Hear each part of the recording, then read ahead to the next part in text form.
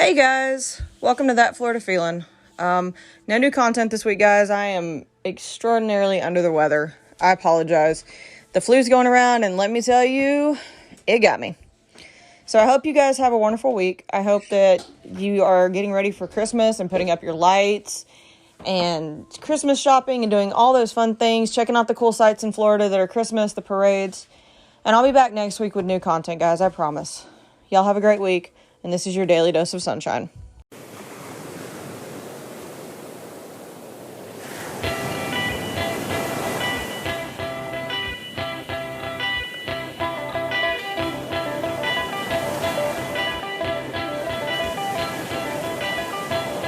Hey guys, welcome back to That Florida Feeling.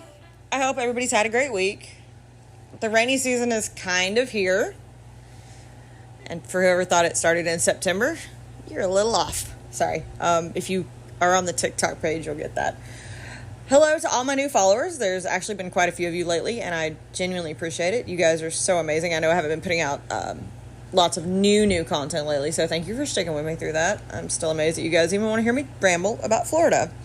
It's really fun to meet all you guys, especially the ones who I've been interacting with on Facebook and Instagram. You guys are awesome, so shout out to you. I will get your names together, I promise. I will give you proper shout outs. I apologize.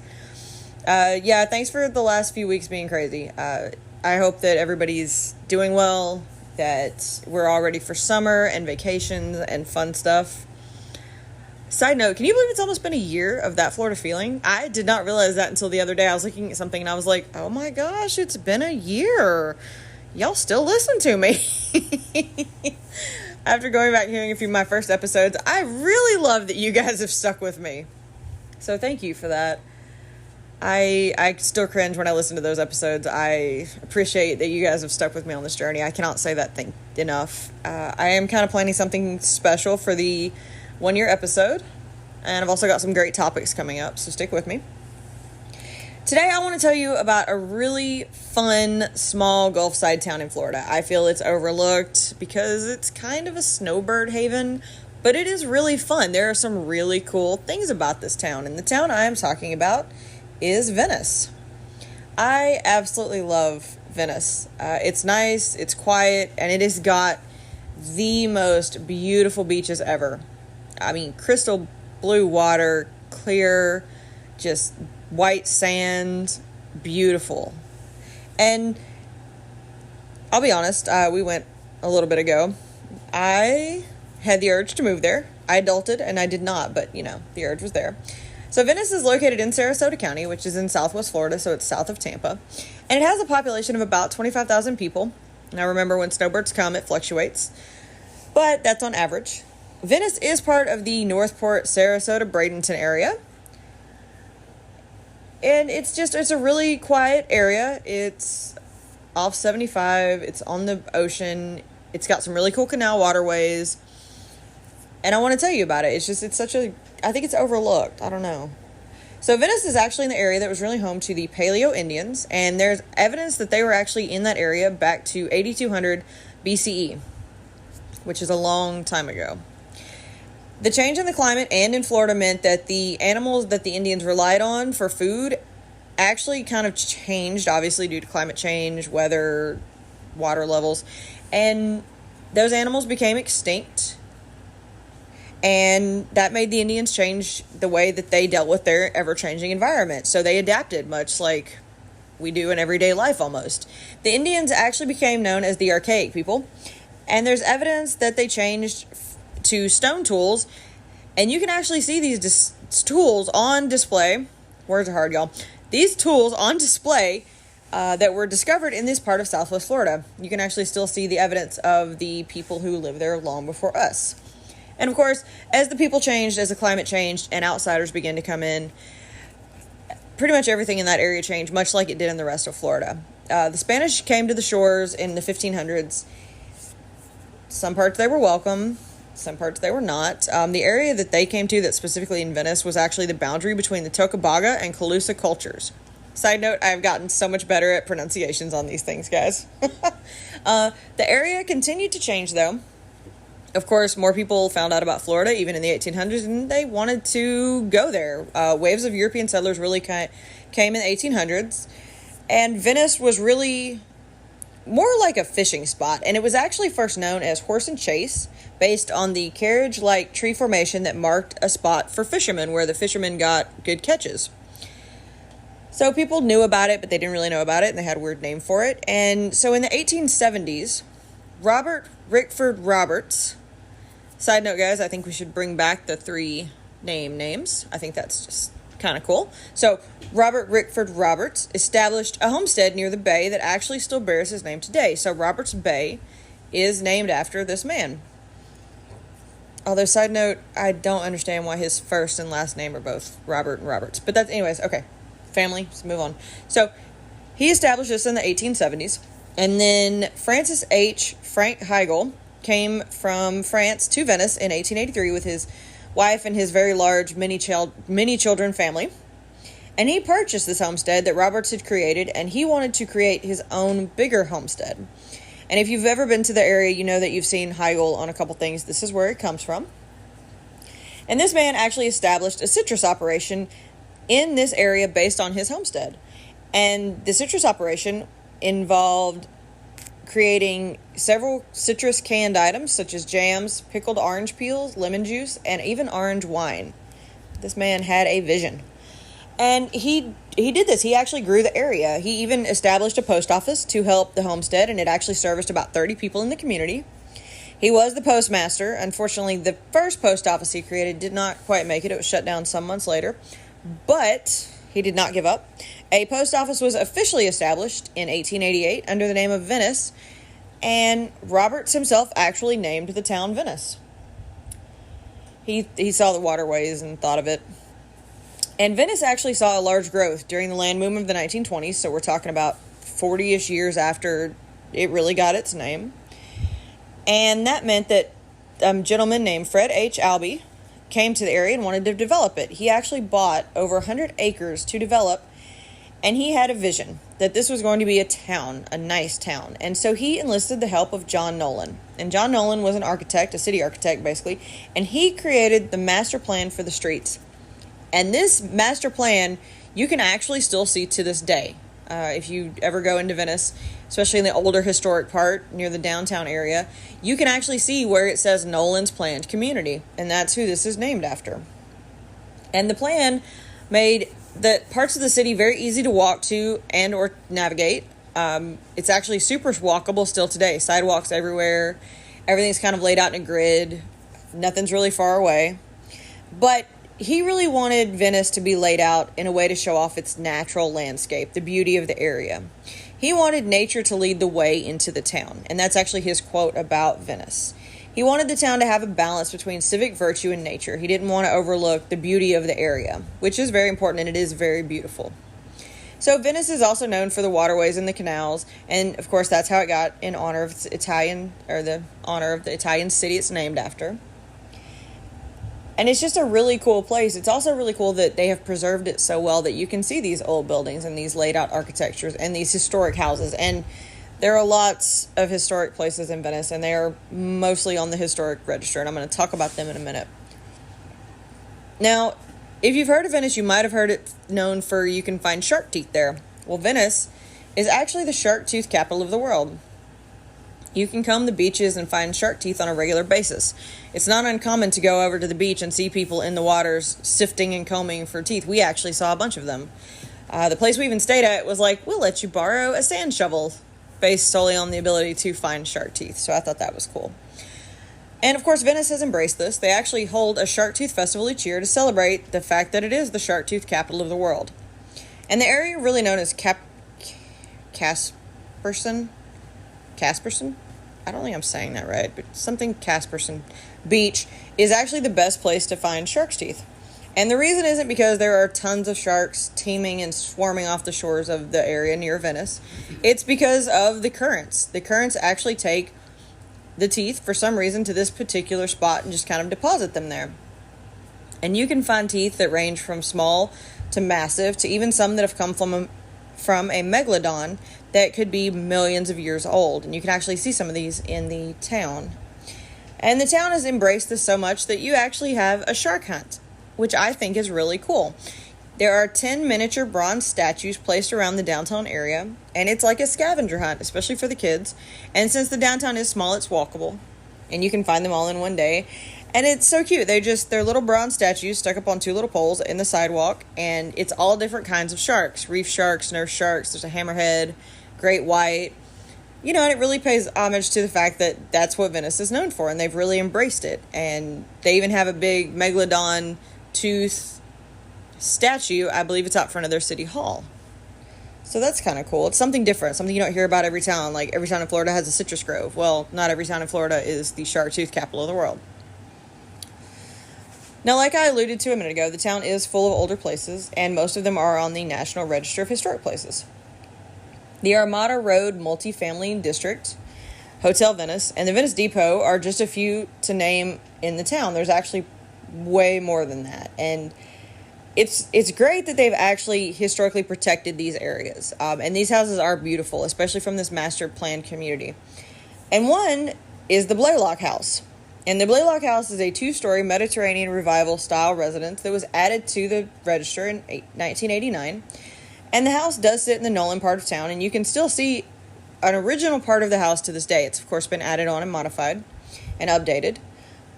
But you can still see this house, and I think this house is cool for a couple reasons.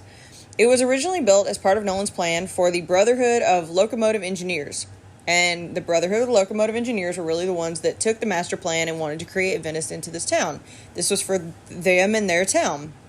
And the house was originally built in 1925 for George E. Youngberg Sr. And this house is deemed the least architecturally interesting house in the area at that time. And if you look at a picture of the original house, it is nothing special. It was deemed to be boring with no focal point and nothing that stood out. However, this house has definitely stood the test of time. Of course, like I said, it's been added to and improved, and it was actually not named for its original owner, which was Youngberg. It was named after Blaylock, who was the second owner of the house. And of course, since then, many people have actually owned it, but who owns it now has actually upgraded the house to clean technology. And so that's really cool that they're embracing the solar panels and the rain and everything that is clean technology, especially in Florida. Solar panels I think they should just be a thing for every house because it's so sunny literally year round. But it's cool that they took the original house and they appreciated it and they protected it and they added to it. And they saved that part of history because that is an important part of the history of the town. That's kind of really when the town became a town. And you can still see it. You can look it up on pictures, or if you walk by the house, it's on the right-hand side. And it's the tall 2-story part. And looking at pictures, I can't say it was boring. It's still a really beautiful house. But after seeing some other houses in town, yeah, it's a little boring. But, to each his own. Now, another house that sticks out in the town is actually the Banyan House. Banyan House is beautiful. This is one of my favorite houses in Venice. The house is a Mediterranean-style house that has actually now been split into vacation rentals, but it is still held on to its original features, including the banyan tree that the house is named after. This house is also in Nolan's plan, and it was built in 1926. It was originally built for Mr. Robert Marvin, and he was actually the manager of the Venice Company. Now, the cool thing about Marvin was not only was he manager of the Venice Company, but one of his really good friends was Thomas Edison. And Thomas Edison actually gifted him this banyan tree that still sits on this property today. And it is very noticeable, and it is a huge tree, and it is gorgeous. Now, of course, the house has changed hands over the years. It's done many different things, from residence to boarding house, preschool, daycare, even a USO. But they never cut down that banyan tree, which is really cool because it really did stand the test of time today. Now, of course, when it became a boarding house, it was known as the Copper Kettle Inn. And then it became a preschool day school. And what's really, really interesting about this house is that this house is actually home to the first swimming pool in Venice. It's not big by any means. It's only about 5 feet deep. But it's really beautiful. Like, the tile work is in there, and they've taken good care of it. And it's just a beautiful addition to this property. And what's really cool is a lot of kids in Venice actually learn to swim in this swimming pool. You can actually see the pictures in the house of all these kids that were there at one point in time and had a memory of this house. Now, the house eventually changed into the bed and breakfast vacation rental that it is today. It does have a main house and a separate house where you can rent apartments or you can rent rooms in the main house. And it's beautiful. It is gorgeous. It has beautiful, gorgeous common rooms that date back to the 1920s with the archwork, the crown molding, even the furniture. They did really well to keep it to its style of just that gorgeous roaring 20s. Stained glass windows, Tiffany lamps, very, very beautiful, very well taken care of property.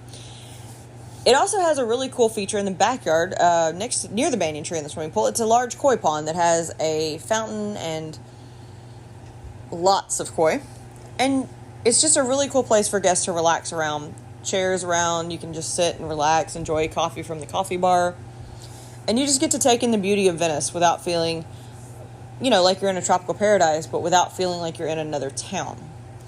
So they've done really well. The property also has a hot tub that people can enjoy while staying at, and a rec room, and it's really only about a mile from the beaches. It's actually walkable, thanks to all the sidewalks in Nolan's master community that you can get around very easily. It's actually easy to walk to the downtown area and to the beach from this central location. The property is also on the House of Register of Historic Places as of 1989. I got to meet the owner of the house. She is lovely. It's owned by a family, and they're very nice. There is a house cat named Shadow. Shadow is there to greet people wholeheartedly. She has a lot to say.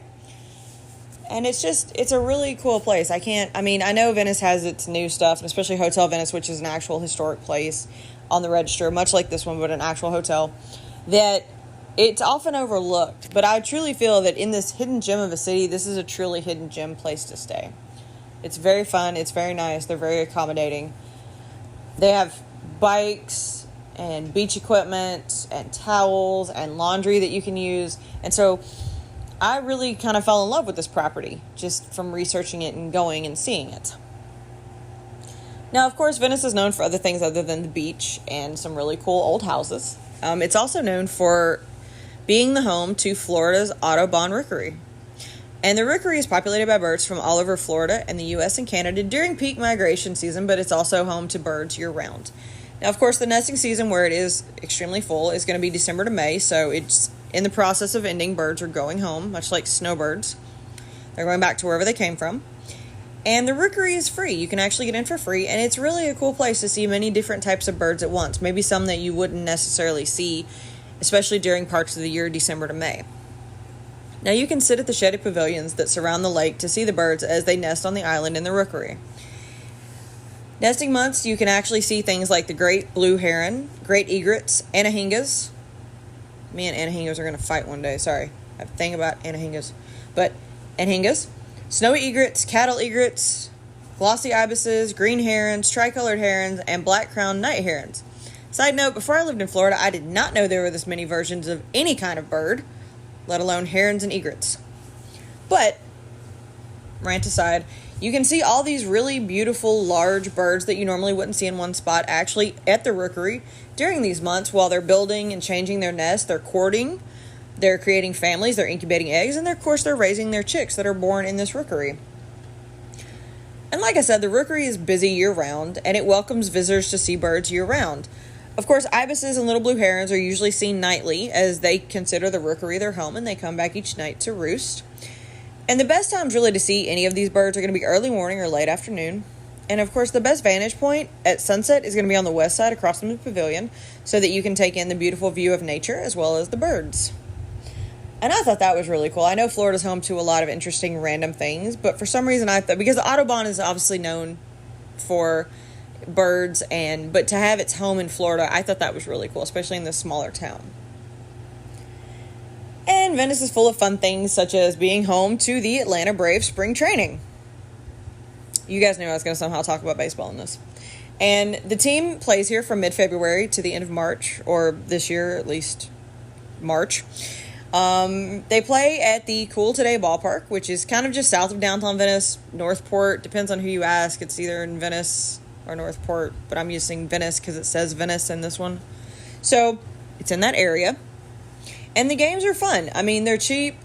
You see a lot of cool players up and coming. You get to see your superstars. You get to see your new ones. And you're not paying $60 to go sit in the hot sun. It's cooler. It's nice. Concessions are even cheaper. And it's just a fun thing to do. And usually they have a lot of deals going on, especially for these kind of games. So it's really cool that the Braves actually moved to Venice for their spring training. And so, that's something I always talk about in a lot of my podcasts, because a lot of spring training is in Florida. But it's definitely something I think everybody should check out at least once, especially if you're a baseball fan. Because you also get to see teams that you would never get to see. I know that we've seen, the Pirates play Detroit. We've seen the Yankees a bunch because they play in Tampa, but we've seen them at other places. We've seen the Oakland A's, although they played Tampa, but we've still seen them. Not many people from the West Side come over here, so that was kind of cool. But these are just the things that you get to see, or places that, I'm not going to go see the New York Mets in New York. I'm not. But I'll drive half the state to go see them in Port St. Lucie. And it's the same thing.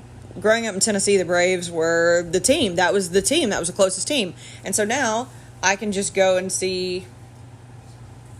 Oh, I'm not talking about Cincinnati Reds. The Reds... No, Braves are closer. Sorry, Matthew's what about the Reds? No, talking about the Braves right now. But, the Braves were kind of the team for most of Tennessee, because Atlanta was, pretty close to most of Tennessee. And so now, you go a couple hours south and you get to see them again. You get to have a fun game. But all that being said, what I alluded to at the beginning, the beaches are probably one of the largest draws for Venice. They are beautiful, and they're there for more than just hunting shark's teeth. They are clean, beautiful sand, crystal blue, greenish waters. You can see, if you walk out on the pier, you can pretty much see the bottom on a nice day. And it's free. The Venice fishing pier is free. And it's cool to walk on. You can see the whole surrounding area. We actually got to see a rainbow because it was raining at the right time. We got to see some people trying to surf, trying to fish. It was just a fun place to just go in and take in your surroundings, especially for free, because I know a lot of things aren't free anymore. But the cool thing about the pier is it's also home to fins and sharkies on the pier. And I'm telling you now, if you ever want some amazing seafood, you got to go to Sharky's. They have the coolest little tiki bar right at the end of the pier. You walk off the pier, there's the tiki bar. They have the best fried grouper sandwich I've ever had. And I don't know what dressing they give you with it, but my gosh, it's amazing. So, and you get, you get to have fruity drinks, pina coladas, rum runners, whatever your choice is, while you're taking in this beautiful ocean or looking at the pier. And it's just a really cool, interesting, fun place. Like I said, I love their fried grouper. Their fried shrimp was also amazing.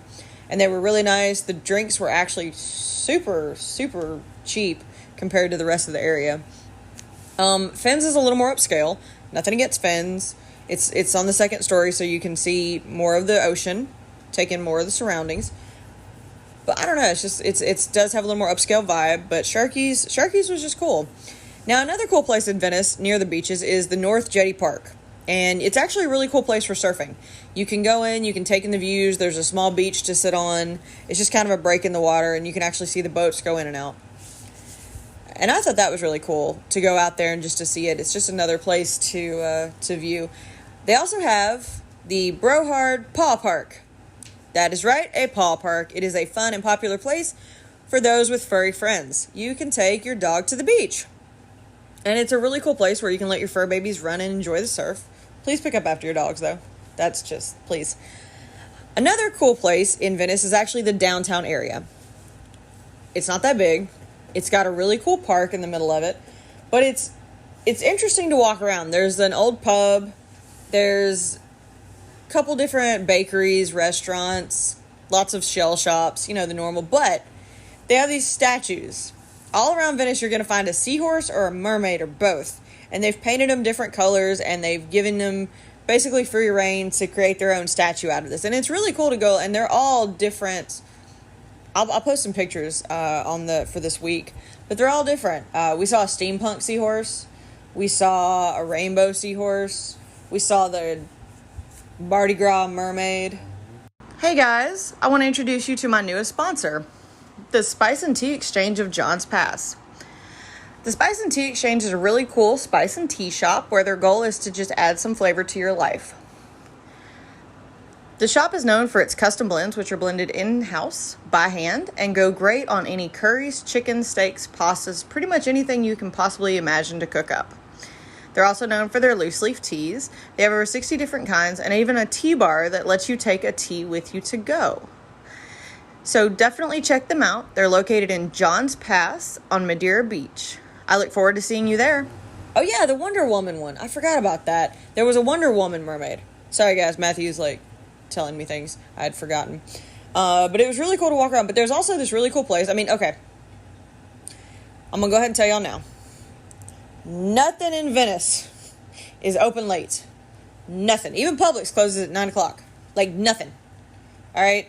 And we were we're going to go. We're going to have a couple drinks. And we found TJ Carney's. TJ Carney's is in the downtown area. It's a pub and a grill.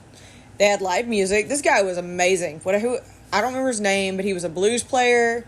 This kid, he was hitting B.B. King and Santana, and he was good.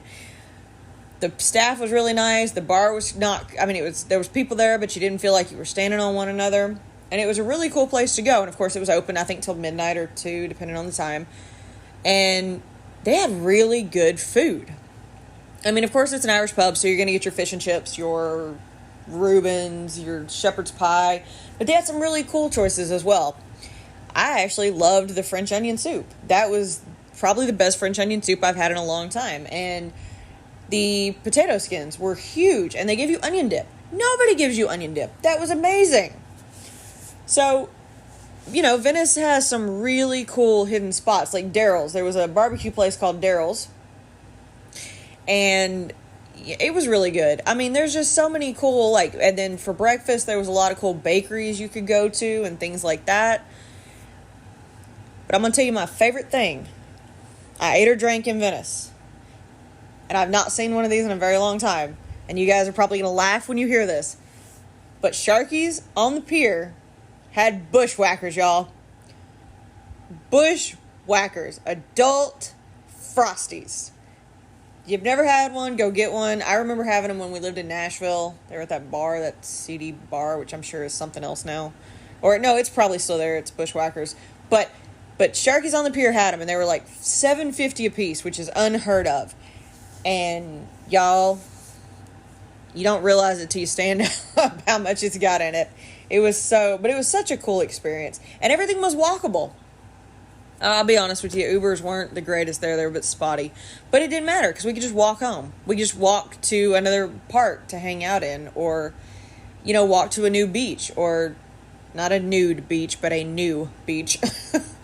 Find another place to go. And the other thing about Venice is it's really close in proximity to Sarasota, which I think that, oftentimes it accidentally gets overlooked because of Sarasota, or even go down south to Northport. But there's a really cool hidden spot between Sarasota and Venice and near Osprey, and it's Casey Key Resort Mainland. And there's a reason I'm telling you guys about this place. There is someone who plays there, I would say 3 to 4 times a week, and his name is Tommy Santelli. And Tommy Santelli is an amazing person, and if you've seen my TikTok, that was him. He used to travel with the band America. He also taught my husband to play guitar. But he is such a nice, cool guy. He takes, what's the word I'm looking for? You can suggest things. He takes suggestions or requests. He knows his stuff. This man played everything from America, Eagles, Santana, all the way to Elton John, Elvis, Johnny Cash, Randy Travis. This man knows his stuff. So if you're looking for something fun to do in that area, go check out Casey Key Mainland Resort. They actually just opened a new restaurant in it too, Chef Rolf. AJ is an awesome bartender. I hope she hears this. She was so cool to us that night. And it's just a fun, hidden place. And that's the cool thing about Venice, and even really that whole area, but mainly Venice, is that you find these hidden spots. And due to season in Venice being snowbird season, it's actually quiet right now. There's not a lot of people. There's not a lot of crowding. Rooms are actually kind of cheap to go and stay down there. The beach is beautiful. I can't recommend it enough. Go check out the fun little downtown and the great shops and the restaurants and even the museum. Check out the old buildings. Walk around it. Have a drink. Don't walk around with your drink. That's illegal there. But walk around after having a drink and explore. See how many seahorses and mermaid statues that you can find, or go look for shark's teeth. Go sit at Sharky's on the pier, have a couple drinks, go look for some shark's teeth. You'll find your little slice of paradise in this little small town, I promise you. Like I said, guys, it does close at 9. So be prepared. But I feel that Venice doesn't get enough love, so I definitely wanted to give it some love today. I'll post some really cool pictures of the town that I took while we were there. And if you have a favorite thing about Venice, please let me know. Email me, thatfloridafeel@gmail.com. Tell me about it on Facebook when I do the post for this, or Instagram. I have a TikTok. You want to see some interesting videos about Florida? Go look at my TikTok, That Florida Feeling. And thank you again, guys, for supporting all this, for making me want to get out and see more of Florida and finding out more of Florida so I can tell you guys more about certain parts of Florida. And if you have something that you want me to check out, please let me know. Give me a suggestion. Say hi. I love interacting with you guys on Facebook. I love getting my messages, especially from Shelly, Nancy, and Pete on my Instagram. You guys are great. I love talking to you guys each week, sometimes daily. It's really cool. And I think it's cool that we can create this Florida community out of this. So thank you guys for helping me get past those really bad first episodes, for engaging in my polls and my questions and answering them, even if it sounds stupid. And yes, there's a difference between grilling and barbecue. But anyways. So thank you guys. I hope you've enjoyed learning about Venice. I hope you have found some new place to go. Check out my next few episodes. I'm going to have a couple more guests on. We're going to do a first year thing. I'm definitely going to talk about hurricanes. Hurricane season is upon us, guys. It starts in June. Be prepared. I'm going to start talking about it soon. But as always, guys, I hope you've enjoyed this. So my Florida man story for this week, I can't pick one. It seems like the news lately has been one Florida man after another, after another, after another. So I'm not going to talk about a Florida man that did anything wrong. I'm going to talk about somebody I saw on TikTok, and you've probably heard about him, and it's, oh my God, it's Wix. And he's the guy on TikTok that, you see the thing, man, I caught it on my flip phone. So if you want to see some fun Florida stuff, go check him out on TikTok. So I'm going to talk about a good Florida guy today. Check him out. He's really nice. He does live videos. He's got some really funny stuff, but he always catches it on his flip phone. But guys, thank you for listening. I hope you guys have a great weekend. I hope you guys have a great week. Again, if you have any suggestions, comments, shout-outs, let me know. If you have a second, please give me a 5-star review on Apple or Spotify. I really appreciate you guys doing that. It helps more people see the podcast, and it's just showing some love to each other. So guys, stay hydrated. If it's raining, stay dry. If it's cold, stay warm. If it's hot, drink some water. But I love you guys, and I will catch you guys next week.